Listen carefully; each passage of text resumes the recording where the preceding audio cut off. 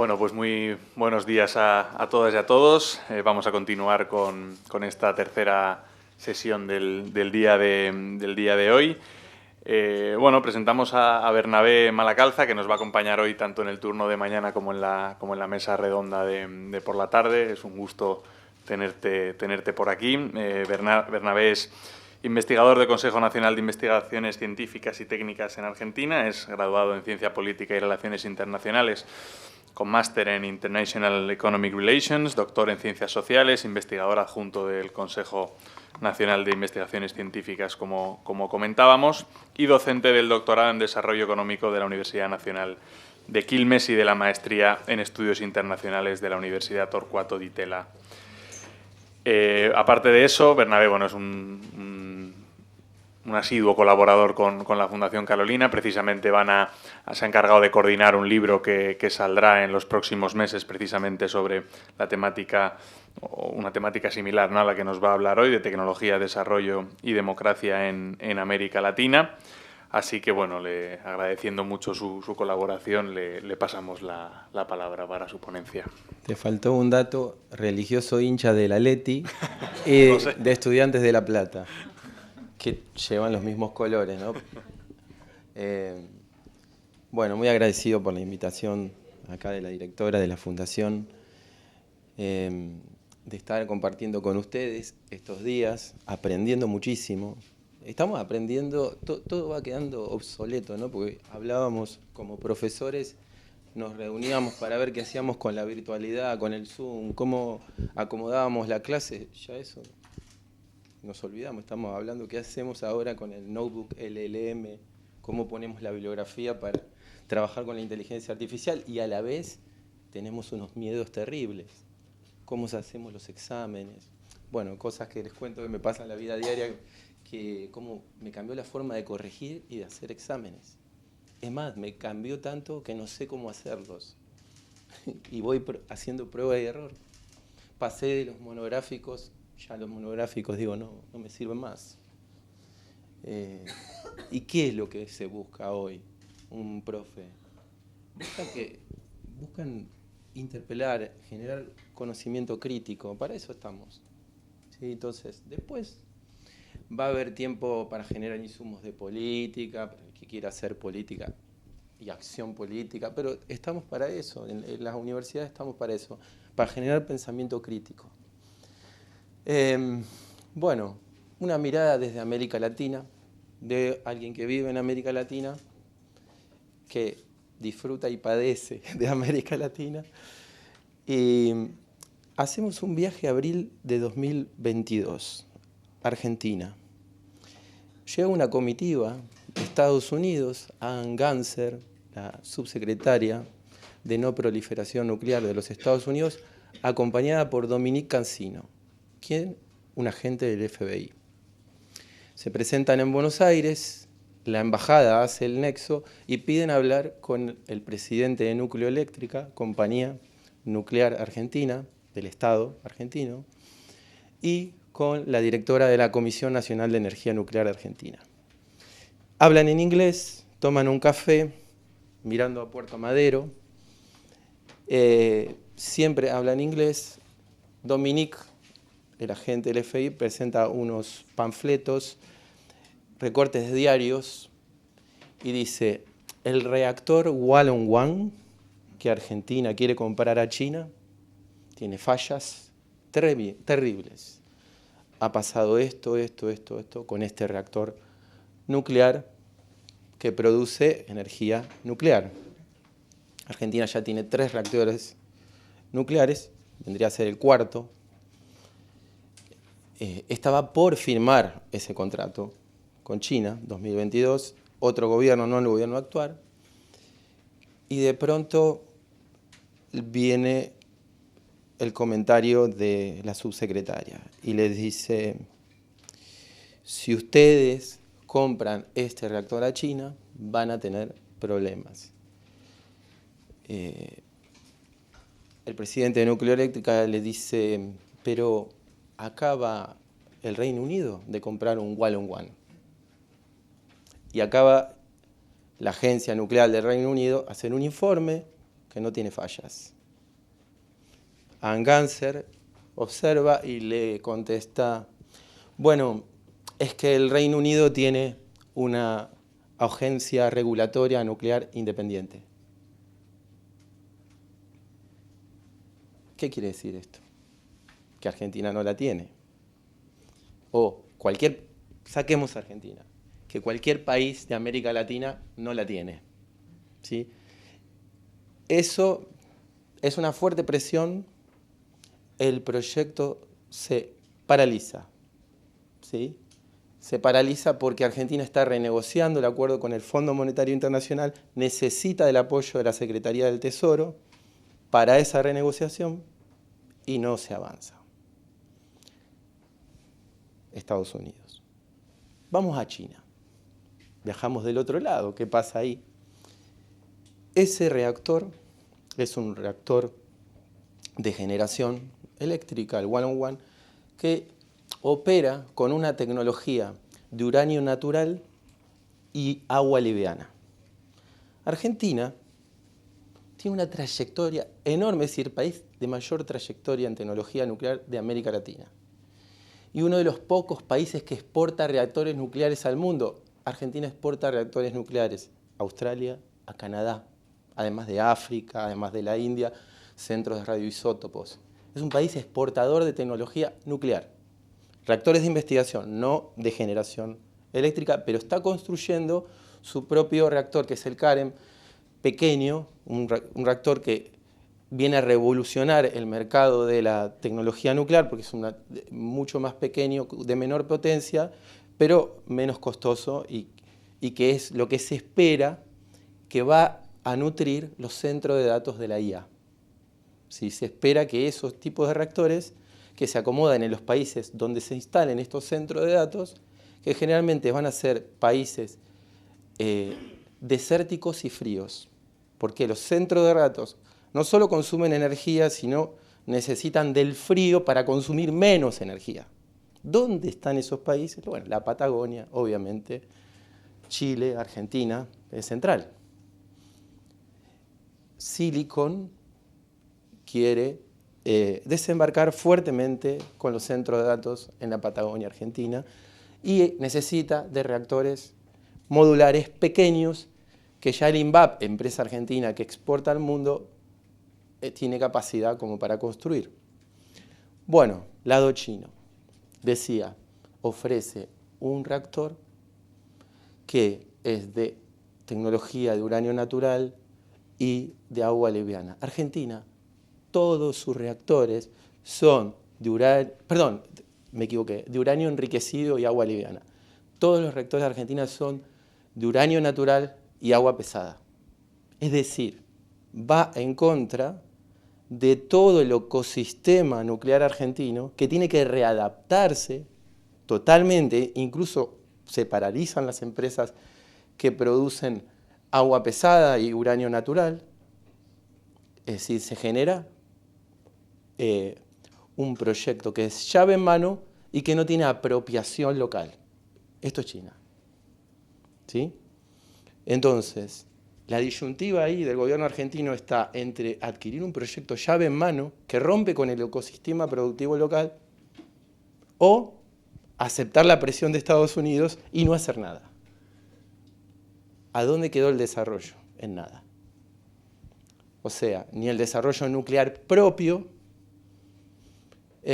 ni la posibilidad de una transferencia que sea trasladada a lo que se llama el triángulo de Sábato. Ayer hablamos de autonomía tecnológica. Ese concepto lo introdujo un argentino, Jorge Alberto Sábato. Lo pueden leer. Grandes pensadores latinoamericanos de la ciencia y la tecnología. Él introdujo lo que se llama el triángulo de Sábato. No es que él le puso ese nombre, no era, pero se le puso después. En la literatura anglosajona se conoce como triple hélice, desconociendo que él fue anterior que él introduce este concepto. Dice que no puede haber autonomía tecnológica si no se da este triángulo. ¿Qué es ese triángulo? Es una interacción permanente entre el gobierno, las empresas tecnológicas y los institutos de investigación. Es decir, si ese triángulo, que es un triángulo productivo, no se da, lo que ocurre es una transferencia tecnológica ciega, que no es apropiada. Es decir, si no participan los científicos locales de un proyecto, el caso de One-on-One no había nada de científicos locales. Si no participan empresas locales, no hay triángulo de sábado. Si no participa en el gobierno de alguna forma, no hay triángulo de sábado. Bueno, él lo ven parecido, conocen a Ernesto Sábato, el escritor, El túnel. Bueno, ahí en la entrada de acá hay una foto de Ernesto Sábato. Ahí cuando entran al costado izquierdo lo ven a Ernesto Sábato, porque ha estado aquí brindando conferencias, como Borges, que está ahí en la entrada. Bueno, él es el primo, era el primo de Sábato.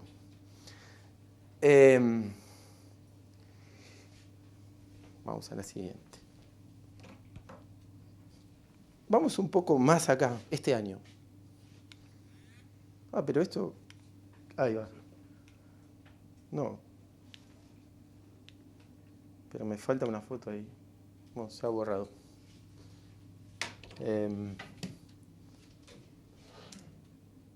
Bueno. Falta la foto del Observatorio de Antofagasta, astronómico de Chile. Pero esta es la Estación Espacial de China en Argentina. Son esenciales para la recolección del Big Data astronómico, que sirve, entre otras cosas, para la exploración del lado oculto de la Luna, posiblemente para la extracción del helio en la Luna, extracción de minerales en la Luna, y se obtiene información para el trabajo de la inteligencia artificial también. Es decir, esto se integra, se maneja desde China, hay 2 operarios ahí en Argentina chinos, la Agencia Espacial China está dentro del organigrama del ejército, y se la ha denominado desde los Estados Unidos y en algunos medios como base militar china. ¿Sí? Si bien es el uso de una tecnología que puede ser dual, son civiles los que los operan, hay un acuerdo del gobierno argentino, pero bueno, tiene cuestiones controversiales, como por ejemplo el limitado acceso de los científicos locales a esa estación. La concesión por 30 años. Y cuestiones que no quedan claras en cuanto a la verificación en suelo de que si se cumplen los acuerdos. ¿Sí? Entonces la sospecha de Estados Unidos tiene algo de asidero, ¿sí? No del todo como para decir es una base militar. No, no es una base militar. Es una estación de exploración del espacio lejano. ¿Qué se hacen con esos datos después? ¿Pueden tener uso dual? Sí, porque se pueden usar para una guerra. O sea, observar obtener Big Data astronómico para la IA y para la IA cuántica, que es lo que se viene, ¿no? Y donde China ya está más avanzada. China en el 2016 lanzó el primer satélite cuántico del mundo. Estados Unidos todavía no lo tiene. Me estoy adelantando un poco, ¿no? Pero, ¿qué quiere decir esto? Que China, al haber lanzado ese satélite cuántico, es decir, que cambia la forma, los modelos de cálculo de los algoritmos, pasamos de los bits a los qubits, quiere decir que todos los sistemas actualmente existentes podrán ser desencriptados. Los bancos, lo que sea. Es decir, se está trabajando, Estados Unidos también, en la encriptación postcuántica, es decir, cómo evitar el colapso en materia de seguridad en la era cuántica. Bueno, China, al lanzar el primer satélite, integró a todas sus empresas ahí y ya está en la era postcuántica. Es decir, ya está asegurada o protegida en sus empresas del hackeo en la era cuántica. Y Estados Unidos va por eso pronto a lanzar uno, no sabemos bien cuándo, pero es decir, 2 países que estarían protegidos en la era cuántica, el resto del mundo. El resto de los ciudadanos del mundo no lo sabemos, pero esto fue central para la primera misión de la exploración de la Luna de China. Bueno, este año, un proyecto ya en marcha en Antofagasta, un observatorio chileno, fue congelado antes de que se construya, no como en Argentina que las presiones vinieron después, ya hecho, consumado, digamos, pero eran otros tiempos también. Acá la guerra política entre Estados Unidos y China no estaba tan caldeada como ahora, ¿no? Bueno, esto llegó al presidente Boric con presiones de la embajada de Estados Unidos y el proyecto fue congelado, fue paralizado. La cuestión acá es el doble estándar también de Estados Unidos, porque tiene un observatorio en Chile, Estados Unidos, en Coquimbo, similar al que iba a Tenochina. Es decir, el argumento de Estados Unidos era que China lo iba a usar para el espionaje y que no había uso local. Lo del uso local, perfecto. Lo del espionaje no necesita ninguna potencia de un observatorio astronómico para hacer espionaje. Acá mismo le están haciendo espionaje a Erika. No necesitan de tanta sofisticación para hacer espionaje. Concéntrese, profesora. Bueno, cuestión es que, claro, el antecedente de la Estación Espacial Argentina impactó en el caso chileno y no se hizo. No se hizo o quedó paralizado, no sabemos qué va a pasar. Bueno, ¿cómo empezó el asunto? Porque estamos hablando de esto, yo diría 3 puntos acá, ¿no? Porque el desarrollo de América Latina no se está discutiendo, ¿no? A nadie le importa el futuro de América Latina. Los chinos están queriendo introducir proyectos llave en mano, los Estados Unidos intentando postergar eso, en lo posible paralizar o vetar. ¿Y dónde está América Latina? Hay 3 cuestiones ahí. Una, que estamos presenciando unas suertes de cruzadas, ¿sí? Las cruzadas nos llevan a la Edad Media, ¿no?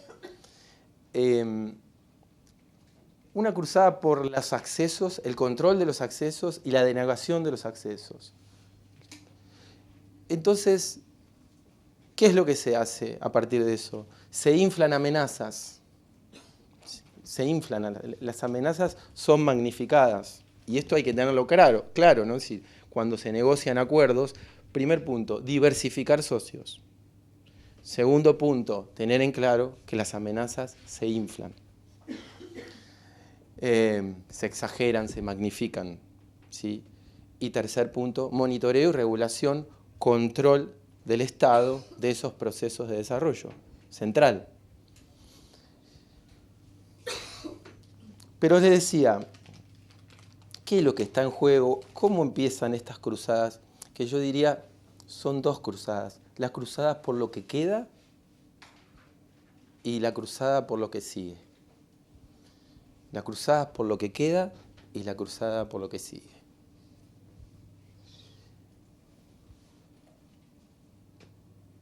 La cruzada por lo que sigue ya la mencionamos.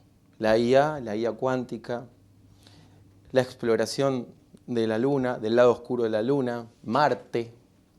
Supuestamente ahí tenemos a Elon Musk con su utopía de interesante el libro de Michael Nieva, que cuenta cuál es el proyecto que tiene Musk para Marte. Además de privatizar el espacio, lo que quiere Elon Musk es calentar Marte, porque la temperatura de Marte no es habitable. Para que sea habitable Marte y puedan refugiarse del cambio climático los ricos, se necesita echar basura. echar basura al espacio para calentar Marte. Eso es, cuando ustedes ven una camiseta acá que él se pone que dice, ocupen Marte, ese es el proyecto de Marte de Elon Musk. Calentar la estratosfera para que sea habitable. Con basura, ¿no? Basura espacial que mismo hoy el control del espacio está privatizado, entonces no se sabe a ciencia cierta qué están haciendo en el espacio. Bueno, me fui de la carrera por lo que sigue, la carrera por lo que queda, ¿cuál es? Lo poco que nos queda en la Tierra, o sea, extraer al fondo lo que queda, los minerales, las tierras raras, incluso extraer de la Luna, extraer de la Antártida, extraer del Ártico, o sea, de zonas que estaban protegidas, que de pronto vemos exploraciones de Rusia en la Antártida, porque el cambio climático, el deshielo, lo está permitiendo también. Eso es lo que queda, lo que nos queda, o sea, el planeta. Bueno, y ahora sí, nos vamos a dónde empieza esto, porque es fácil decir Trump, es la cruzada de Trump esto, ¿no? Pero no es Trump, viene de mucho antes esto. No es Trump, digo, no es solamente Trump, ¿sí? Viene de mucho antes. La fundación de Google, algunos no habían nacido acá, en 1998, me acuerdo perfecto, en la creación de Google. Era horrible navegar por la web. Y ellos cambiaron la web, porque estos dos muchachos en un garage crean Google, que antes la web no tenía un mapa. Para navegar la web había un Yahoo, o sea, era una cosa horrenda. O sea, para buscar información, tal, no encontrabas nada. Ellos crean un mapa infinito, así lo llaman, del universo de la web, que iba a permitir la búsqueda. Hoy está en crisis ese mapa, obviamente. ChatGPT y todos los mecanismos de inteligencia lo ponen, porque hoy los jóvenes buscan más ahí que en Google, ¿no? Pero la propia Google Gemini te lleva a usarlo. Pero estos le ponen, ¿saben por qué es Google? Es una expresión matemática de un número seguido de 1000 ceros. Es decir, la idea de un infinito matemático. Ellos son creyentes religiosos de la expansión ilimitada de Internet y la democratización de la web sin límites. Así nace, con ese credo, con esa fe en la Internet. Así nace Google. Eso se desploma. ¿Cuándo se desploma ese credo? Cuando Google empieza a ser su propio enemigo. Es decir, cuando tiene que adaptarse a mercados y empieza a transgredir ese credo. ¿A qué mercado? A China. Y este señor. Google entra a China en 2006 con Eric Schmidt, el CEO de Google en ese momento.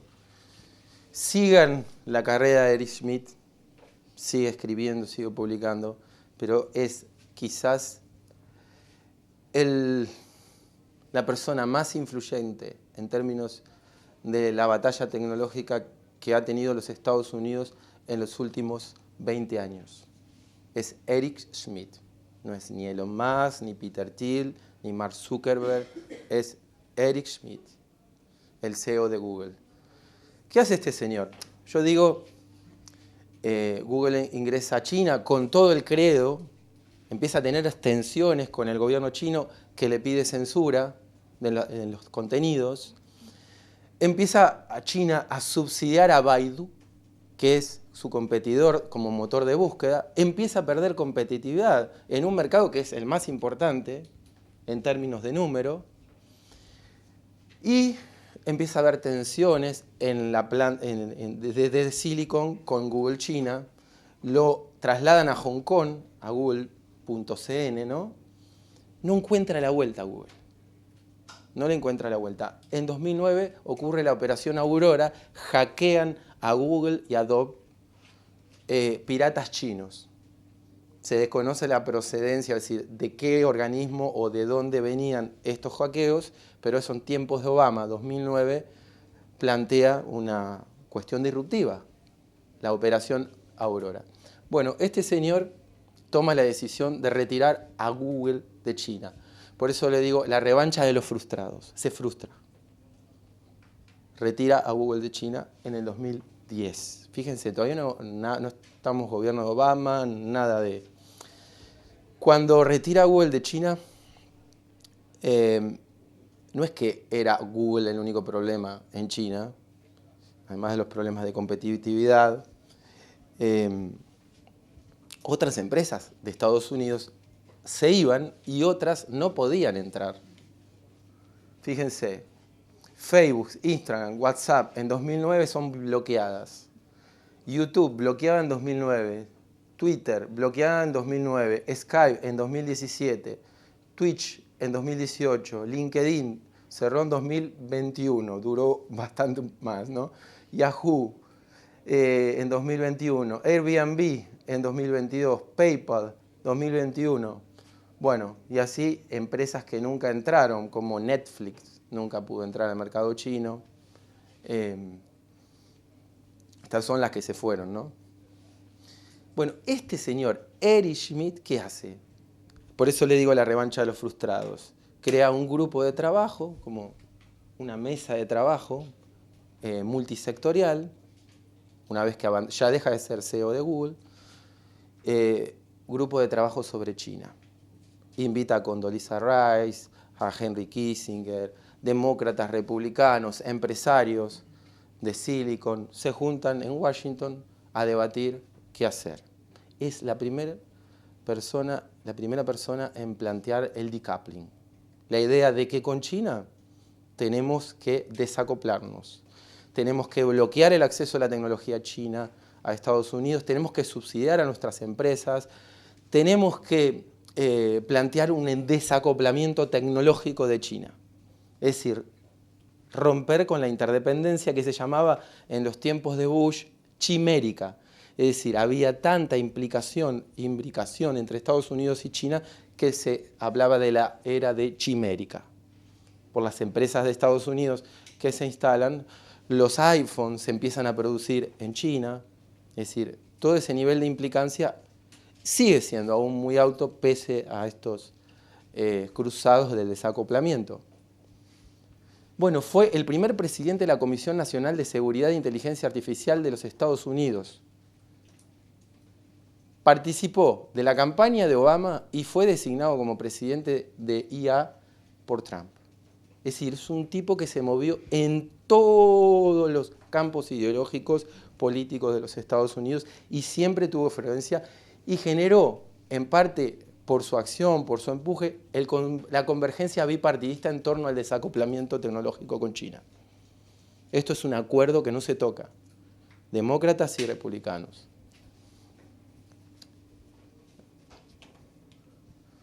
Bueno, ¿qué? Hoy hablamos de aranceles. Bueno, el primero en aplicar aranceles fue Obama. Obama en 2012, por dumpings a neumáticos, paneles solares y denuncia a China por control de exportaciones de tierras raras. ¿Le suena? Hoy China está haciendo restricción de control de exportación de tierras raras como respuesta al lanzamiento de Estados Unidos.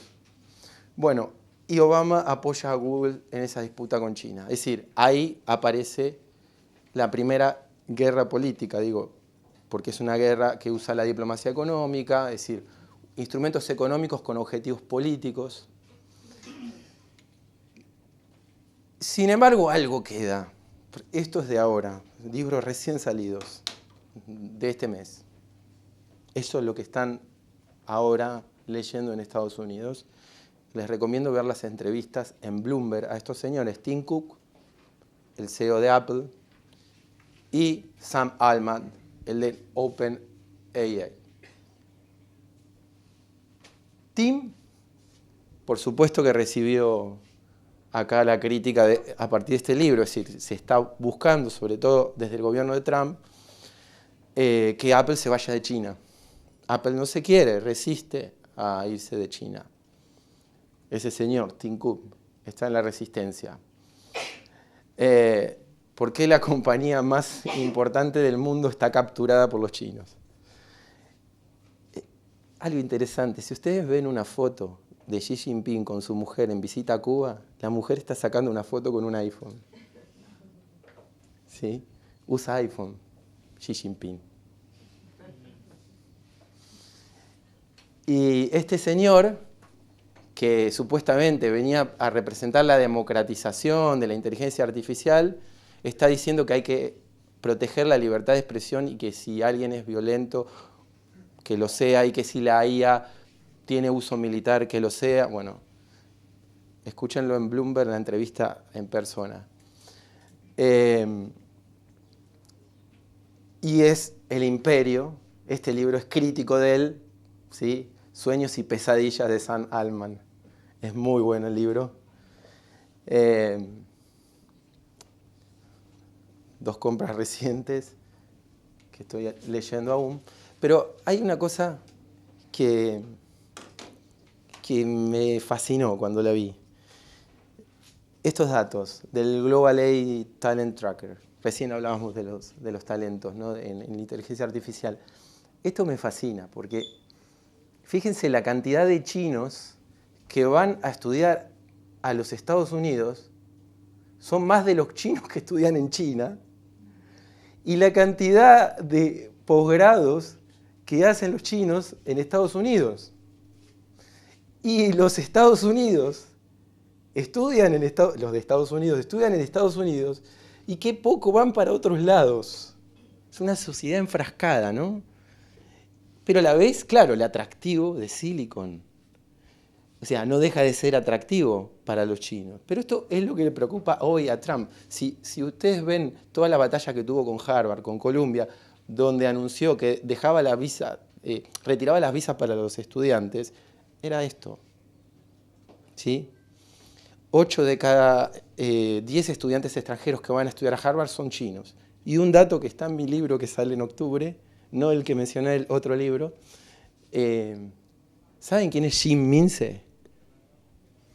Jim Mince es la hija de Xi Jinping. ¿Saben? Ella tuvo durante 4 años un seudónimo. En público nadie la conocía como la hija de Xi Jinping. ¿Por qué? Ella vivió en Cambridge, estudió en Harvard psicología. Así vivió Xi Jinping con un seudónimo para no ser perseguida. ¿Pero qué demuestra eso? Que la élite china estudia en Harvard. Se forma en los Estados Unidos. La élite china tiene una mirada de Estados Unidos, diría, mucho más cercana. O sea, lo vive Estados Unidos, y dentro de esa mirada conoce las contradicciones de Estados Unidos. En cambio, ¿saben cuántos norteamericanos, estadounidenses, estudian al año becados en China? ¿Cuántos? Alrededor de 500. El número es matador. 500. 18.000 latinoamericanos. 500, ya se me fue el número, pero está en el libro. Africanos muchísimos más. Los africanos están poblando China para estudiar en China. Bueno, esto quiere romper Trump, obviamente, con el tema de los visados. Ayer hablábamos de esto, ¿no? Que ahora se pide que tengan las redes abiertas para que tengan la visa, que eso fue una concesión a partir de que dio marcha atrás con lo de Harvard, estableció ese nuevo requisito para obtener una visa de estudiantes, ¿no? Que son las peligrosas de los estudiantes. También hablábamos de eso, de que los estudiantes, los que hicieron el ataque a las Torres Gemelas tenían visa de estudiantes. Es decir, observan como una potencial amenaza a los estudiantes, y los de China ni hablar, ¿no? Hay una prohibición del ingreso a los Estados Unidos directa de estudiantes chinos o talentos chinos que estudien IA cuántica. No pueden, si uno de ustedes estudia IA cuántica y vive en China, no puede entrar a Estados Unidos. Directamente no puede conocer Estados Unidos. siempre se pensó a la comunidad científica como una comunidad colaborativa, olvídense de eso, ¿no? Pero esto es interesante. Es decir, la cruzada de Silicon es una cruzada de chinos que trabajan en Silicon. Fíjense, 2019-2022, el 38% de los que trabajan en Silicon son chinos y el 37% estadounidenses. Es tremendo el dato. Bueno. Y ahí llegamos a este señor, que no hablaremos de él para no darle crédito, pero es la Edad Media, es decir, él representa las cruzadas tecnológicas, digamos, es un emergente de esa convergencia tecno-militar digital política de los Estados Unidos.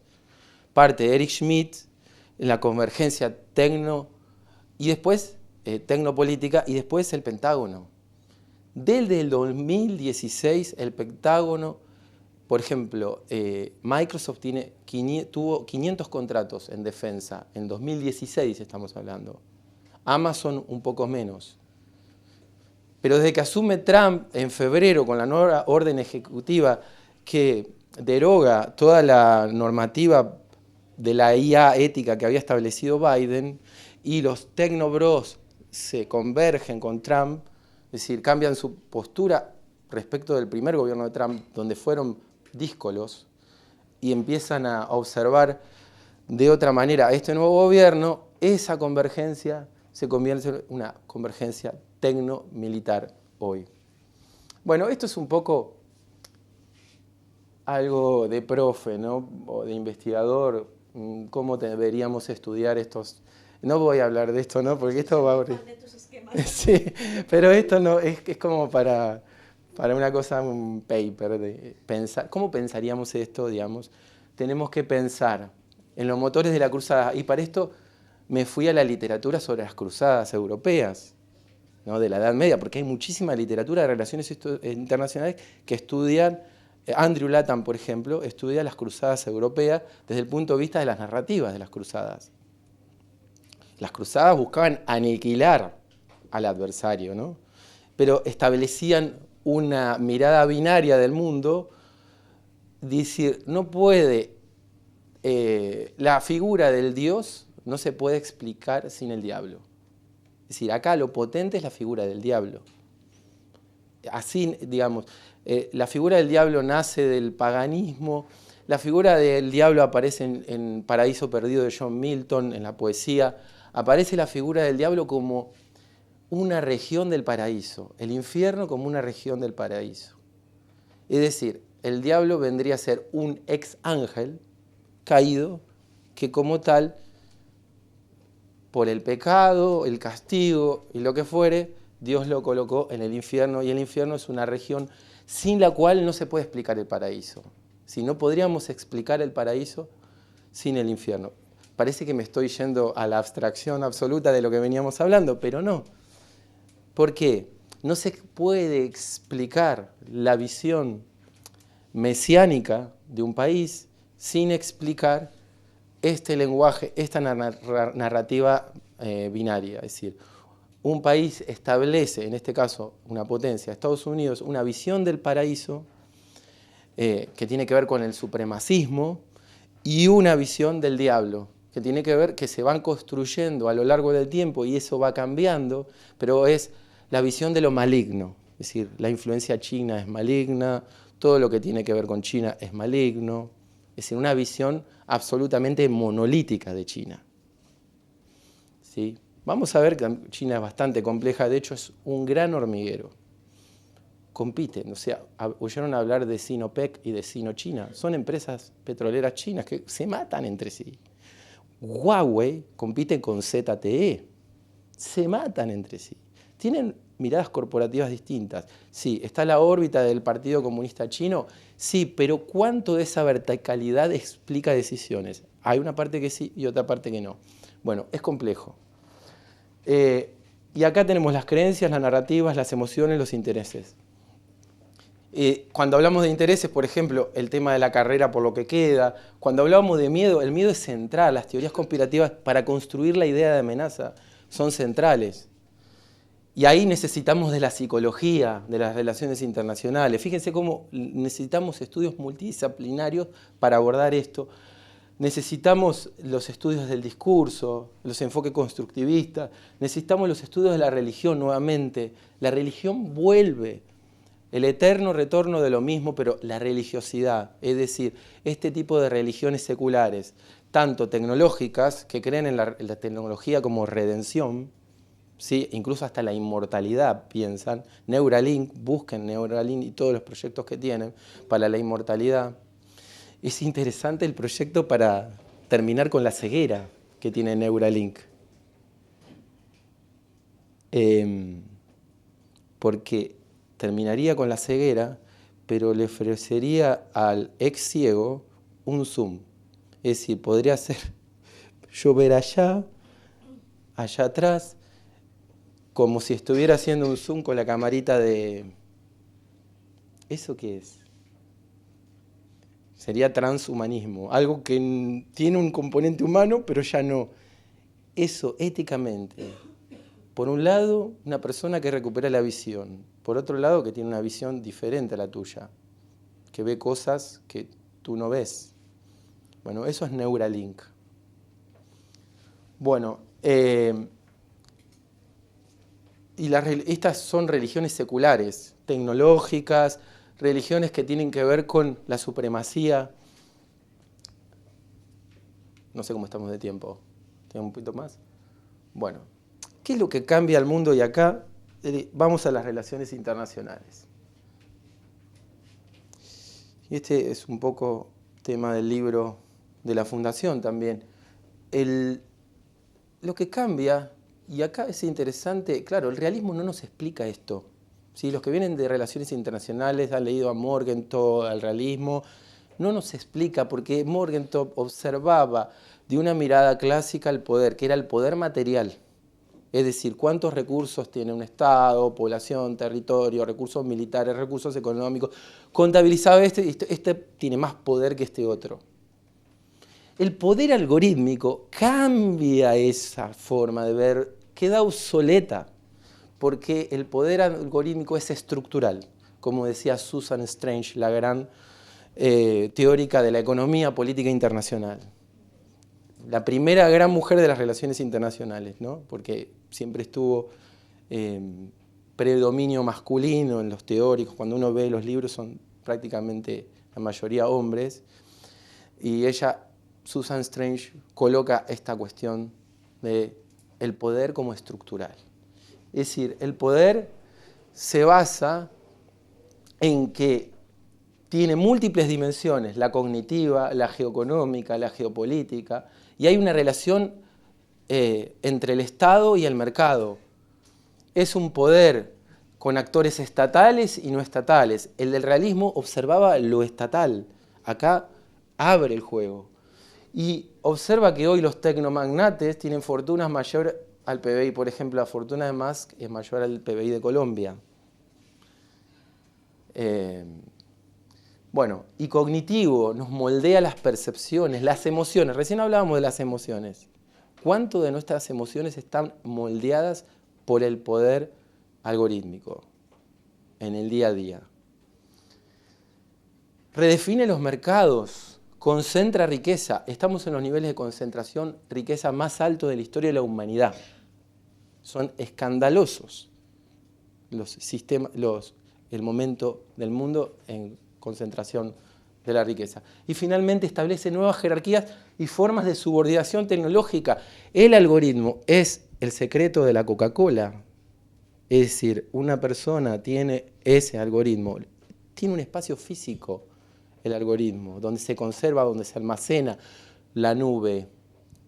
Y esa persona que tiene la propiedad intelectual del algoritmo concentra el poder.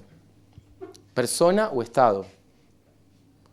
Bueno, y acá lo ven en estos dos gráficos cómo cambió el mundo. 2009, las empresas tecnológicas y financieras, que las financieras también son digitales, por las finanzas digitales, las cadenas de pago que estamos todo el tiempo usando. Eso cambió también el financiamiento, hoy más privatizado, el financiamiento para el desarrollo. Y las empresas, ¿cómo cambiaron? Las petroleras y fíjense en el salto de Amazon, de vender libritos a hacer armas.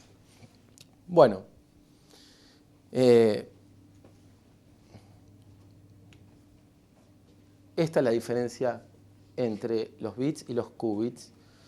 Fíjense, da rápido, no vamos a entrar en detalle porque soy especialista, obvio en esto, tengo una lectura general, pero fíjense lo que cambian los cálculos matemáticos. Esto es un laberinto. Hoy la tecnología, a través de los bits, la inteligencia artificial que usamos hoy, los cálculos que hace es por caminos para llegar en el laberinto. Es decir, observa este camino, analiza, observa este otro camino, analiza, observa todos los caminos para llegar al final del laberinto. La cuántica lo hace todo al mismo tiempo. Es decir, todas las opciones en el mismo tiempo. La velocidad es exponencial. No se me duerma. Está cansada. No, no está cansada. Cuestión es que cambió el poder y también cambió la globalización. Tenemos otra globalización. No tenemos como dice Joseph Stiglitz, la desglobalización. Tenemos una especie de globalización partida.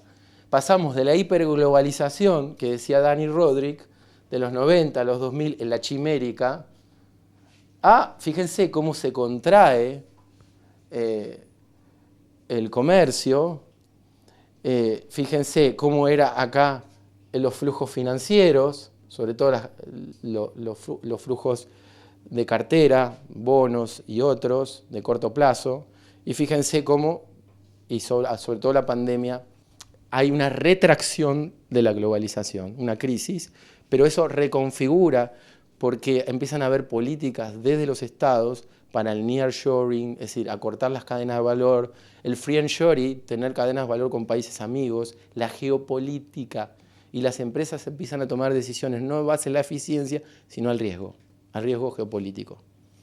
Entonces ahí tenemos empresas que se van a México para vender al mercado norteamericano, empresas de la India o mismo China.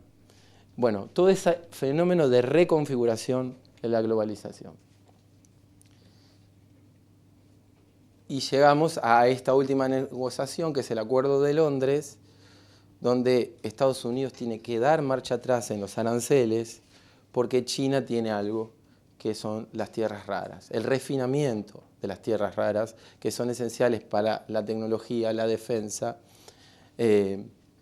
Un celular tiene alrededor de 200 tipos de metales y minerales, solo un smartphone.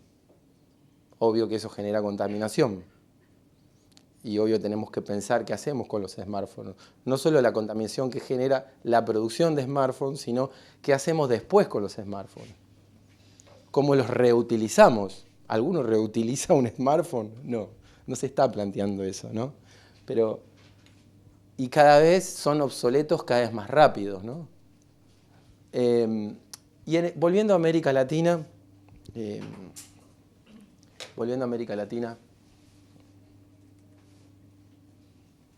¿cuántos tenemos?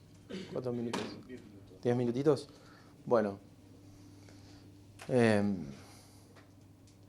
vamos a ir a un punto que algunos puntos calientes o líneas rojas de esta disputa entre Estados Unidos en América Latina. La primera, que se lee mucho en los medios, es la del veto a Huawei para que desarrolle la infraestructura 5G en Argentina. Y como ven acá, las empresas competidoras, ¿sí? Las empresas competidoras son europeas. No está Estados Unidos en la competencia. Estados Unidos sí está apoyando a las europeas para que sean las europeas y no Huawei la que se queden con el espectro, con las licitaciones del espectro del 5G, ¿no? Entonces, acá tenemos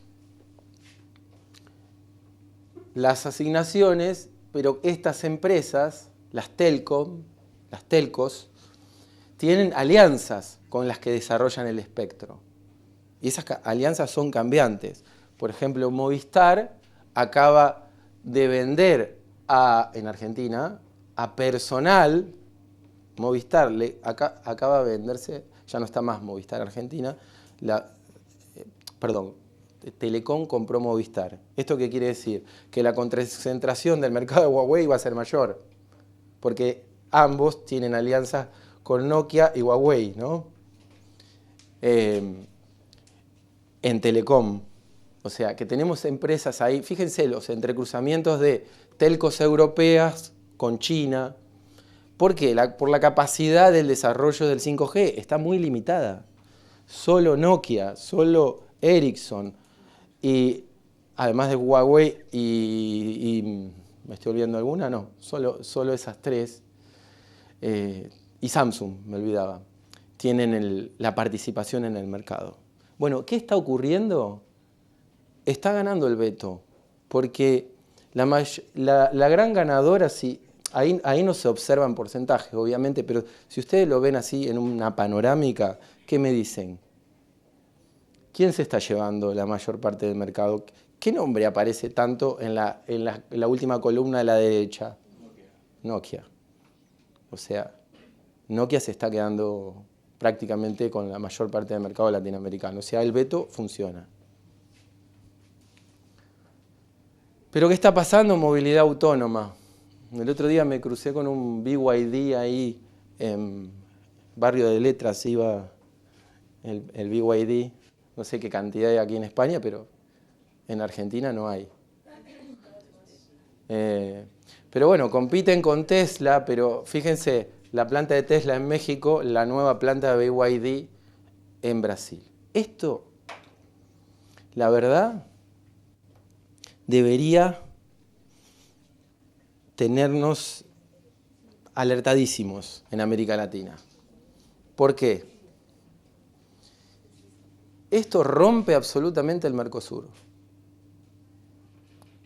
Sí, esto, o sea, todavía no tenemos los autos autónomos de BYD de Brasil, está recién habiendo la fábrica. Pero ¿qué va a pasar cuando las sociedades de Sudamérica pasen a la electromovilidad en base a lo único que hay hoy, que es BYD, y que es una empresa que no tiene una cadena productiva regional? Es decir, que no hay partes de esa producción en diferentes puntos de Sudamérica.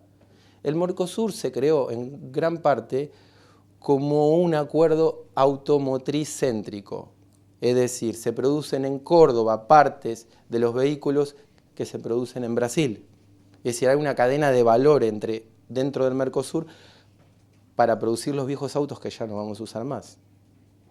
Es decir, la idea de producción dentro del Mercosur estalla, salvo que ocurra alguna cadena productiva que reemplace a la vieja de la automotriz.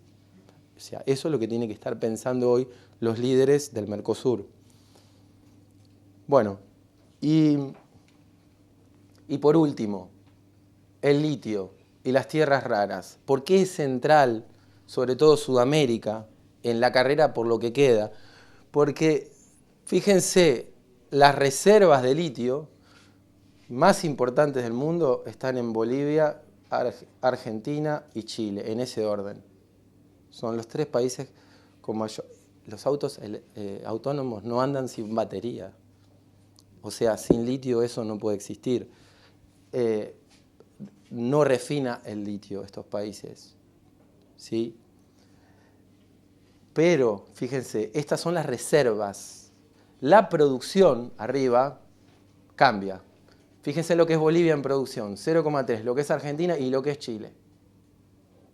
Chile tiene menor reserva que los otros dos, pero más producción. Y no hay integración de esas cadenas de valor entre esos tres países. ¿Qué empresas están? Principalmente China, Estados Unidos, Australia y Canadá. Esas son las empresas que están explotando el litio en Sudamérica. No hay ninguna europea. Creo que lo dijeron ayer, ¿no? Sí. Y tierras raras. Bueno, la demanda de litio que va a crecer por sobre la oferta, así que el precio del litio va a aumentar muchísimo y eso obviamente es ingreso de capitales para estos países. Y finalmente, las tierras raras. Brasil tiene la segunda reserva mundial de tierras raras del mundo. Entonces, ahora que está fuerte la sanción que puso Trump a Brasil por el tema de Bolsonaro, ¿sí? Supuestamente pero digamos, respondió Estados Unidos con una sanción comercial, arancelaria, a un tema político interno que ni siquiera maneja el Poder Ejecutivo brasileño, lo maneja el Poder Judicial, ¿no? Sea o no debido proceso o lo que fuere, es algo que compete al Poder Judicial, pero la sanción fue hacia el Poder Ejecutivo y hacia la sociedad brasileña.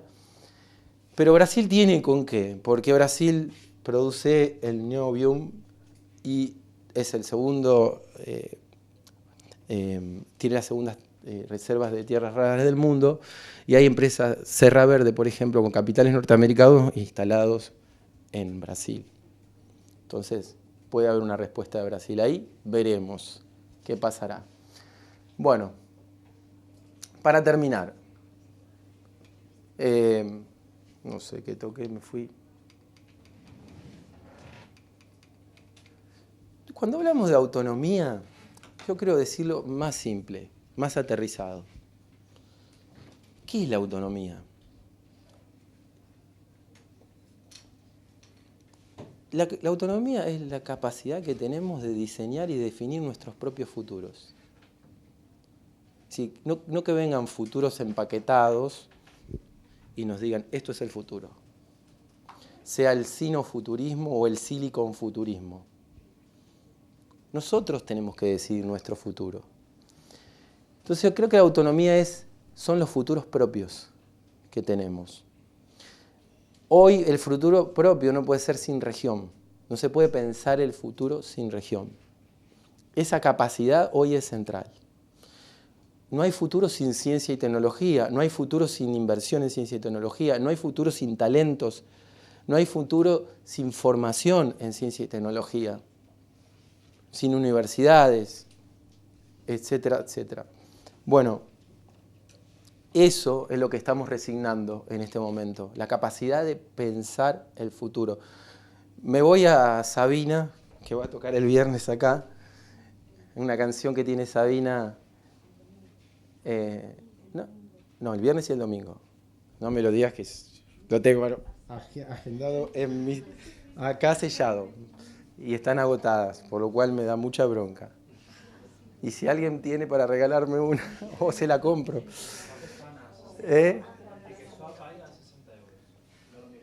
¿Ahí en dónde? Tiene un 10. Ahí no está acá, ya tiene un 10. Bueno, la cuestión es que el bulevar, por ahí andamos, por el bulevar de los sueños rotos.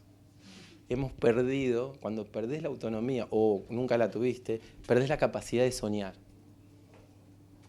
Y también hay otra canción de Sabina que se llama El rock and roll de los idiotas. Quizás estemos bailando el rock and roll de los idiotas. Y ojo, que los idiota no es un insulto. Es una palabra que usaban los griegos para definir a aquellos que no participaban o se aislaban de lo público, de pensar lo público. Gracias.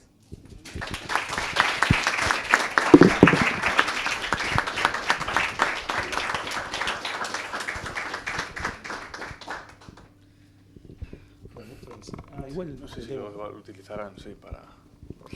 Bueno, pues muchas gracias, Bernabé, por tu exposición. La verdad que ha sido muy, muy clarificadora, con un panorama general y además muy interesante que hayas profundizado en el funcionamiento también y en la presencia de China, ¿no? Que es un actor que muchas veces, pues por su hermetismo, no conocemos, ¿no? Cuál es su presencia real y la influencia que ejerce. También es muy interesante que plantearas cómo está materialmente presente, ¿no? En la región, con qué fábricas hay, qué producen esas fábricas, a qué se dedican, cuáles son los intereses que tienen, ¿no?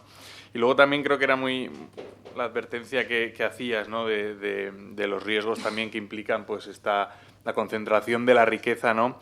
Que también va acompañada de una concentración del poder, ¿no? Por parte de estas grandes tecnológicas. Precisamente mañana publicaremos un análisis, Carolina, que va a formar parte del libro, que coordinó Bernabé sobre tecnoplutocracia, democracia y concentración del poder en América Latina, que lo elabora la investigadora Benedict Bull.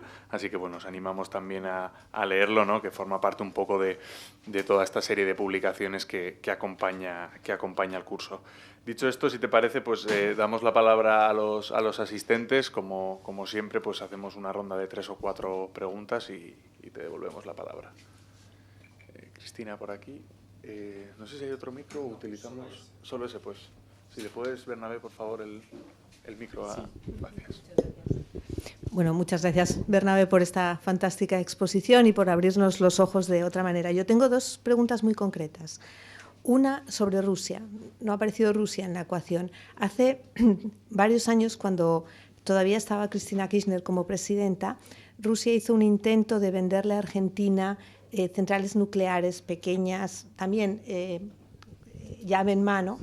No sé en qué quedó eso, porque era una iniciativa, era una andanada de Rusia en aquel momento para vender esta tecnología también mucho en África, sin todos los problemas de infraestructuras y de tal que los otros desarrollos tienen. Entonces, no sé cómo ha quedado esa iniciativa en el plano puro nuclear ruso, pero también quería tu opinión sobre el papel de Rusia en toda esta ecuación, porque sabemos que la economía rusa está de capa caída, ahora es una economía de guerra, pero sí siguen teniendo cierta capacidad de desarrollo y de investigación y de innovación militar, ¿no? Y ahí lo estamos viendo. Entonces, bueno, ¿cómo juega Rusia en todo esto? Y la otra pregunta tiene que ver con el factor demográfico, porque China es una sociedad cada vez más envejecida. América Latina está perdiendo su bonus demográfico también, por supuesto, a menor rapidez que Europa, que lo ha perdido hace tiempo, pero Estados Unidos no. Estados Unidos sigue teniendo una renovación. Bueno, sí, efectivamente, pero ahí está, ¿no? Y por supuesto África es el continente con mayor crecimiento demográfico. Entonces, ¿cómo juega también esa variable? Sí. 2 puntos claves, me parece. Uno, el de Rusia con la central nuclear, en nada. Hubo presiones ahí. Hay que ver con el tiempo alguna Wikileaks que aparezca y se sepa qué pasó ahí. O quedó en nada. No. Además, Rusia pretendía vender el sistema de GPS a Argentina, que también quedó en nada. Ahora mucho menos, ¿no? Con el nuevo gobierno. Lo que Rusia tiene hoy, o que aporta Rusia en esta competencia tecnológica global, tiene que ver con el peso industrial que ha tenido históricamente Rusia, su complejo militar industrial. También Rusia es un país que ha dado muchos premios Nobel, o sea, tiene una historia, una trayectoria en ciencia, tiene institutos tecnológicos, sobre todo en la Siberia. Se me fue el nombre ahora, uno muy importante que está en la Siberia. Skolkovo, la Fundación Skolkovo. Bueno, que está desarrollando, vamos a ver de acá el tiempo que aparece, pero sí lo que está ahora haciendo Rusia está intentando incursionar en los semiconductores. Y en eso puede llegar a tener un papel menor, muy menor en comparación, que puede ser Estados Unidos, Taiwán o mismo Holanda, pero es algo. Para el resto de los 190 y pico países del mundo que no están marginales de esto, algo está haciendo Rusia ahí. Los semiconductores está empezando. Y respecto de lo demográfico,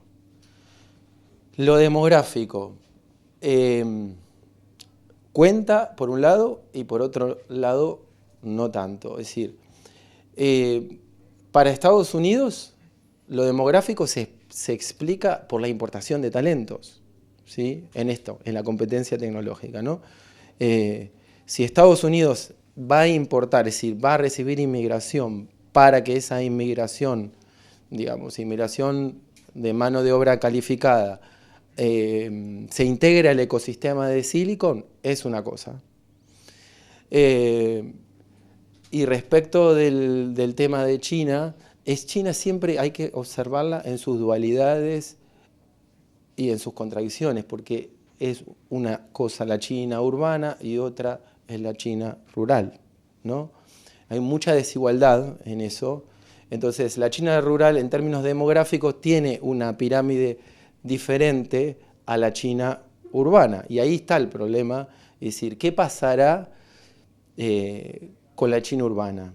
Ya estamos hablando de megalópolis, ¿no? Y la pandemia un poco se explica por esa sobreextensión de las megalópolis chinas, es decir, el país con más cantidad de megalópolis del mundo, de concentración de población, de contaminación por esa concentración, de mercados frescos, de mal estado, etcétera, etcétera. La traslación aparentemente ocurrió ahí, desde el animal a las personas, ¿no? Del virus zoonótico, del coronavirus. Pero más allá de eso, el tema de lo que se plantea China, a diferencia de Estados Unidos, cuando nosotros hablamos de la concentración, la competencia tecnológica, en Estados Unidos hablamos de Silicon, es decir, ubicamos geográficamente un espacio, ¿sí? California.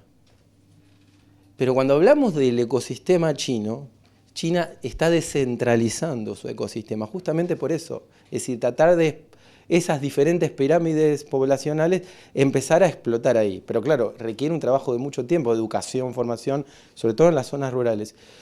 Hablamos de Shenzhen, sí, pero en Shenzhen hay algunas empresas.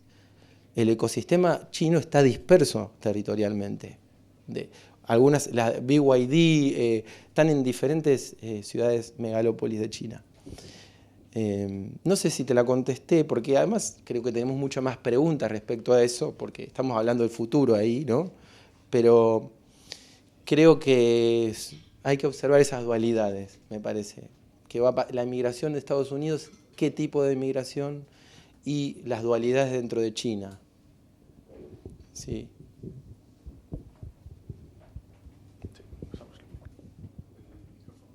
Sí, me quedé... Hola, muchas gracias Bernabé por la conferencia. Yo quería hacer una pregunta un poco al respecto de esto que estaba hablando ahora de la captación de talento. Me ha parecido muy interesante el gráfico que ha enseñado de China, de cómo los estudiantes chinos llegan a Estados Unidos y se vuelven a China, cuando normalmente lo que ha ocurrido tradicionalmente en Estados Unidos es que había una captación de talento y las personas que han ido a estudiar ahí se quedaban ahí y trabajaban para Estados Unidos, ¿no? Y entonces ahora vemos cómo China está aprovechando el sistema muy superior académico de Estados Unidos para llevar talento ahí y que este vuelva a China para trabajar para China, e incluso gente que lleva muchos años en Estados Unidos, vemos cómo vuelve para China, investigadores. Entonces, yo quería preguntar si esto, ¿usted cree que es más una deficiencia actual de Estados Unidos, que ya no es tan llamativo, para quedarse y continuar la investigación, o es algo que China está haciendo bien y de lo que nosotros podríamos en Europa aprender para captar talento? Muchas gracias. Yo, si no te importa, Bernabé, también te voy a... Bueno, no sé si hay una antes por ahí. Sí, pues sí. Mira, hacemos esa, sí.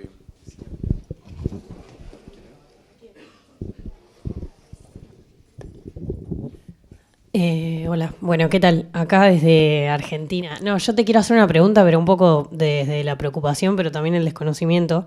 Quería saber si vos crees que realmente Argentina, Bolivia, Chile hoy tienen capacidades técnicas reales para avanzar en el refinamiento del litio, o cómo podríamos nosotros sacarle valor agregado a eso y que no sea una política meramente extractivista, digamos, si bien obviamente puntualmente el gobierno de Argentina no nos favorece para avanzar en eso. Digo, ¿habría capacidad real hoy o es técnicamente imposible? O sea, no podemos acá 10 años. No sé si se entiende la pregunta.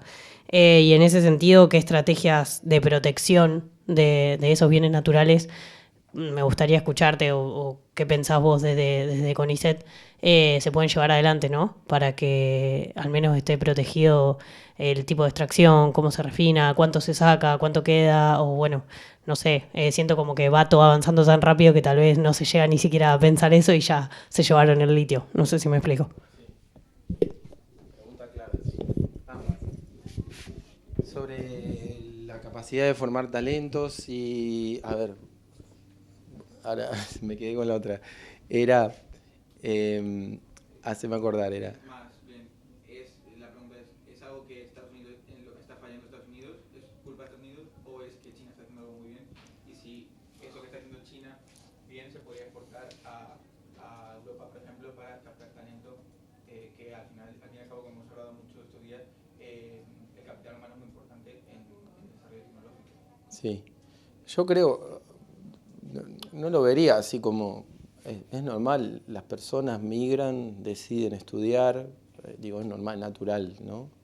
La migración es algo del ser humano, somos pájaros, de alguna manera, ¿no? Y no es que China esté fomentando, los propios chinos observan que la calidad de la enseñanza norteamericana y van hacia ahí, como recién mencionaba la propia hija de Xi Jinping. Es decir, no veo una falla ahí de los Estados Unidos, al contrario, veo un atractivo que genera Estados Unidos. Ahora sí, hay un fomento, un incentivo del gobierno chino para que regresen. Eso sí es una fortaleza de China, hacer que los becarios no se queden ahí. Los becarios latinoamericanos, acá que ustedes trabajan becas, ¿qué hacen? ¿Se quedan en España o vuelven? Nuestros tienen que volver. Pero años después por ahí se vuelven. ¿O no? No lo pueden saber, no hay una estadística, ¿no? Pero yo creo... Saber qué vino después de... Sí, yo creo que los nuestros se quedan más, pero bueno, los chinos vuelven. Eso es una fortaleza. ¿Qué tendría que hacer Estados Unidos con eso? No, hay un aprendizaje ahí también. La comunidad científica norteamericana aprende de la diversidad. La diversidad no la podés bloquear. Es un capital la diversidad que te da la inmigración. Sí, romper eso es romper una gran fortaleza que tiene el sistema. ¿Qué es lo que quiere hacer el gobierno de Estados Unidos hoy? Quiere romper eso. O sea, ustedes mismos lo ven acá en este curso. O sea, no es lo mismo un curso de todos españoles o un curso de todos ecuatorianos, lo que fuere, que un curso diverso donde ustedes mismos aprenden. Yo creo que van a aprender muchísimo ahora cuando salen y se ponen a hablar de sus cosas, de sus países. Se aprende en la diversidad. Y los ecosistemas científicos necesitan de las redes, de la diversidad. Sí, entonces eso. Y además de los chinos, los que están haciendo muy bien eso son los indios. O sea, los indios se forman en Silicon y se vuelven a Bangalore. Y ahí trabajan. Sí. Y respecto del litio, la pregunta es clave. No tenemos la capacidad para refinar hoy el litio. Ni en la alianza con Chile, ni menos con Bolivia, que la capacidad de producción aún. Estamos tratando de conseguir inversiones de empresas que hagan la extracción para producción, para comercialización. Pero no tenemos ese refinamiento. Te cuento dos cosas. Bueno, el tema de Chile. Chile trabaja muy bien con joint ventures. Es decir, viene una empresa extranjera, pero el gobierno chileno se encarga de que se alíe con una local. Eso hace que la local obtenga aprendizajes, rendimientos de esa experiencia y a la vez después forme otros joint ventures, otra función, y así fortalece de alguna manera las cadenas productivas locales. Lo hace de una manera de la que puede con los joint ventures. Ahora, hay un caso, Indonesia. Indonesia prohibió la exportación de minerales naturales, o sea, extraídos. ¿Qué hizo eso? Hizo que las empresas que iban a Indonesia a extraer se tuvieran que quedar a refinar. Porque puso altos aranceles que ya no convenía exportar el mineral no refinado. Entonces, ¿qué hicieron las empresas? Inmediatamente empezaron a refinar en Indonesia. Eso le dio valor agregado a Indonesia, pero ¿cuál fue la falla?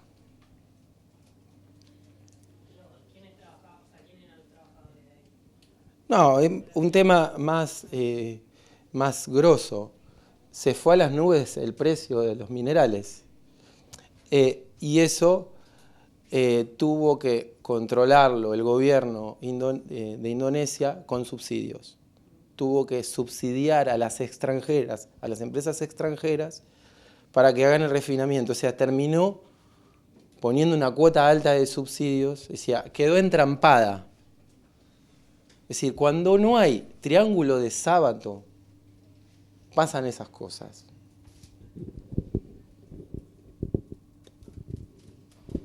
Si os parece, hacemos una ronda completa, no sé si hay más palabras, recogemos las dos y...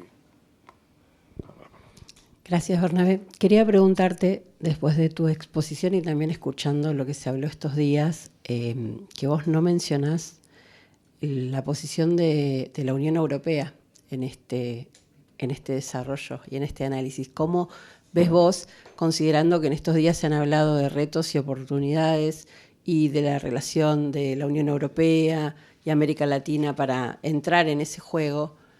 Bueno, ¿qué podés decirnos sobre eso? Qué bárbaro. Pues yo lo corté por el tema, ya me estaba extendiendo. Sí. Un poco... Gracias, Bernabé. Hablando de la palabra clave que mencionas, cruzada, es decir, y estrategias, yo creo que jugamos con ventaja en Europa y América Latina por la filosofía y el conocimiento, la humanística, porque al fin y al cabo las tecnologías van evolucionando. Puede que en el futuro ya no sea el litio lo que sea la base de las baterías, etcétera. Entonces, ¿ves algún punto de ventaja en este sentido de la filosofía, la historia que acumulamos estos países y no tiene Estados Unidos, por ejemplo? A ver. Sí, nuestra, ¿cómo sería? ¿Se impactaría nuestra filosofía? ¿En qué sentido? El pensamiento filosófico, por ejemplo, las meditaciones de Marco Aurelio, el último gran emperador romano, sí. Cómo enfocar los problemas. La estrategia nos viene más de China por el arte de la guerra. Pero respecto al litio, ¿en qué sentido decías? Bueno, que en un momento dado la tecnología se apoya en unos materiales y hay un cambio disruptivo en la energía y ahora se consigue con hidrógeno, etc. Sí. Y entonces todo esto que está geopolíticamente basado en que en tal sitio hay una mina de tal material, pues que cambia en una década porque se ha descubierto por material. Bueno, ahora sí, ahora se acaba de descubrir cobre en Argentina hace unos meses. Pero ahora vuelvo. Respecto a tu pregunta, Europa. ¿Cómo ubicamos la relación entre Europa y América Latina en esta cuestión? Hay un tema central, las personas, que esto se habló mucho acá. América Latina es la región más desigual del mundo y la brecha digital de las más altas, pese a que hay una penetración importante en la población de smartphones y digitalización. Y esas brechas son enormes, sobre todo en las poblaciones rurales, son brechas de género. ¿Cómo se puede trabajar? Y acá la Unión Europea tiene proyectos, programas que pueden hacer en eso algo. Por ejemplo, ¿cómo se puede trabajar para alfabetizar digitalmente poblaciones rurales? Estamos yendo, digamos, a lo básico. Que, por ejemplo, en el Amazonas un indígena puede acceder a un hospital, que los hospitales, por ejemplo, en Colombia, de los indígenas están en las costas, muy alejados, ¿no? Como no sé mucho de Colombia, más o menos, pero hay un mapa que muestra lo lejos que están de las poblaciones indígenas de los hospitales, y si digitalizamos a los indígenas o a los pueblos originarios, podríamos darle acceso a la salud, acceso a la educación, es decir, cuestiones que tienen que ver con la lucha contra la desigualdad. Y en eso Europa puede aportar en términos de cooperación muchísimo. No puede, está haciendo, claro que no alcanza, obviamente, pero hay proyectos de eso. Segundo punto, fortalecer la infraestructura algorítmica en base a cadenas productivas regionales, evitar la desintegración del Mercosur o de otros organismos regionales, ¿no? Si Europa piensa como China y Estados Unidos y viene con proyectos llave en mano, fuera Europa. Así de simple. ¿Sí? Europa tiene que pensar esta relación en términos de intereses mutuos. No, los valores occidentales, bueno, ahí está la pregunta de él. Está bárbaro, hablamos, pero hablemos en el lenguaje de intereses. Es decir, que las empresas europeas obviamente obtengan ganancias, pero que dejen un ecosistema productivo local trabajando. Y ese ecosistema productivo local, si además es regional, mejor todavía. A las empresas europeas que quieran extraer el litio, que vengan las empresas europeas y que hagan joint ventures con chilenos, argentinos y bolivianos en empresas trinacionales o tetranacionales. No sé cómo decirlo porque Europa no sería un solo actor, pero ahí lo estoy diciendo en el segundo, ¿no? Y fortalecer lo de la refinación, claro, vamos a obtener ese aprendizaje en el tiempo y nos pueden ayudar empresas europeas. Claro que sí, nos pueden ayudar a través de la creación de esos ecosistemas. Y por último, tema democracia, que es de lo que va también el libro, ¿no? Los países con mayor penetración de las redes digitales, de las redes sociales en el mundo, son los países latinoamericanos. Uso de WhatsApp, uso de Facebook, uso de Twitter, todos los más altos del mundo tenemos. Eso trae un montón de problemas. Es decir, el auge de las teorías conspirativas, de las noticias falsas, el descontrol, la polarización que tienen nuestras sociedades, se debe en gran parte a que lo digital y la violencia digital se traslada a lo físico y también lo antidemocrático repercute en lo físico. Bueno, ese tipo de cómo se ataca o cómo se combate eso. No me gusta la palabra ataque, voy a un lenguaje de guerra, pero digo, ¿qué hacemos frente a eso? Frente a ese orden distópico, de alguna manera. Necesitamos de nuestros anticuerpos democráticos, de la conversación informada. Es decir, ¿cómo podemos hacer para regular esas redes? ¿Cómo podemos hacer para establecer conversaciones informadas?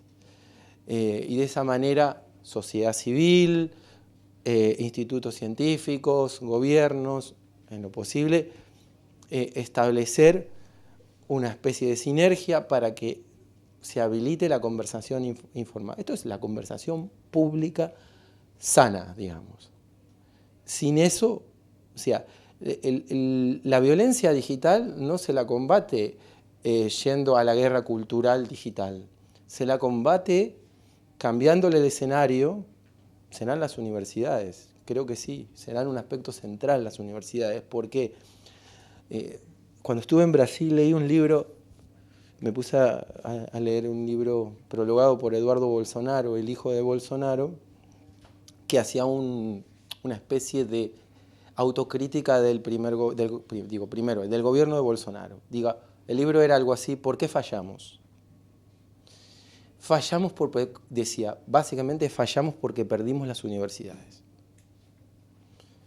Es decir, la conversación informada es clave, las universidades son claves.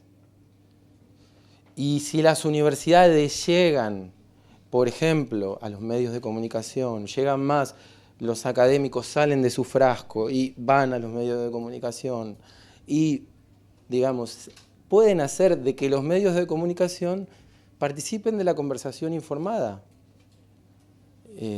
Quizás un poco idealista, pero yo creo que se pueden hacer cosas pequeñas. No son tiempos de utopías cosmopolitas. Ese orden está roto. Son tiempos de microtopías. La transición energética acelera el extractivismo. Necesitamos reglas, derechos humanos digitales, sostenibilidad. pero también fundamentalmente políticas de compensamiento, de financiamiento. Bueno, un poco es eso. Y más preguntas que respuesta, y sabiendo que en estos tiempos todo queda obsoleto cada vez más rápido. Tenemos que estar pensando ya no en la inteligencia artificial, sino en la cuántica, ¿no? Y cómo nos va a repercutir. Pues muchas gracias, Bernabé. Te llamaremos para el curso del año que viene cuando hayan pasado muchas otras cuestiones. Y te agradecemos mucho tu intervención. De nuevo te veremos mañana en la mesa redonda que celebraremos. Y bueno, con esto lo dejamos y nos vemos a las 3:30 para la mesa redonda de esta tarde. Muchas gracias.